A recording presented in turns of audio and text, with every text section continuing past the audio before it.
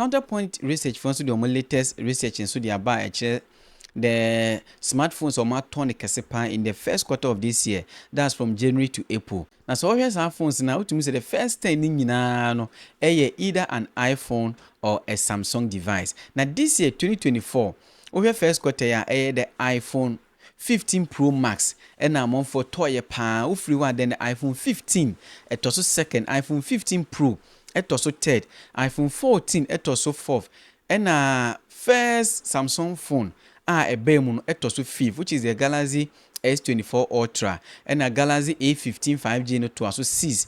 And a 7th position a Galaxy A54 and a 8th position a iPhone 15 Plus, 9th position a Galaxy S24 and a 10th position a Galaxy A34. It is only iPhone ne Samsung free ma phone brand bia any sa top 10 yimu.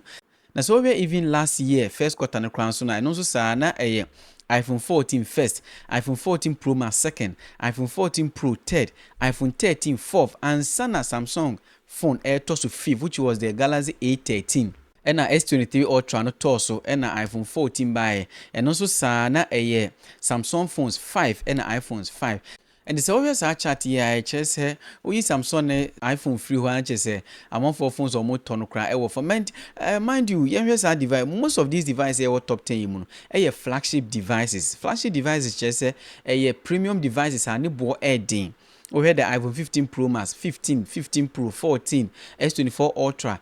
Is it telling us say among for any edge flagship devices more edge the mid-range and answer phones or more say ni bo from the among phone to mean tonana because this year we have mid-range phone a bit more the Galaxy A15, Galaxy A54 and a Galaxy A34 and no one mid-range phones are a womb because iPhone devices in IBN one the prices ever from cry. So this is the researcher counterpoint research for Eddie Bayer concerning the amount of smartphones or my ship this year. At the leadership of Apple currently, CEO Tim Cook. Now, month for us started Tim Cook step down. At the moment, we're 64 years.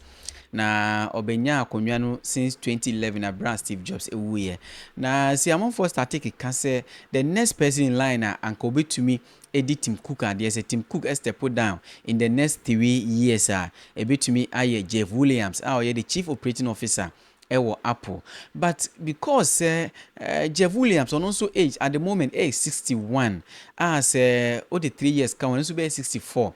Apple for also a consistency nipa obabedi ade a check akranentino ebiana Tim Cook ene juma toha normal farmer Jeff Williams at the moment nipa omuso omo no John Tenus on a senior vice president in charge of hardware engineering at the moment on the age in 49 years so the 3 years kwa kan we betumi do 52 years as Tim Cook free so na so be dia dia obetumi atena so a check akra me da say ndo hwe yakopon share nse nhye bi another time. Bye bye.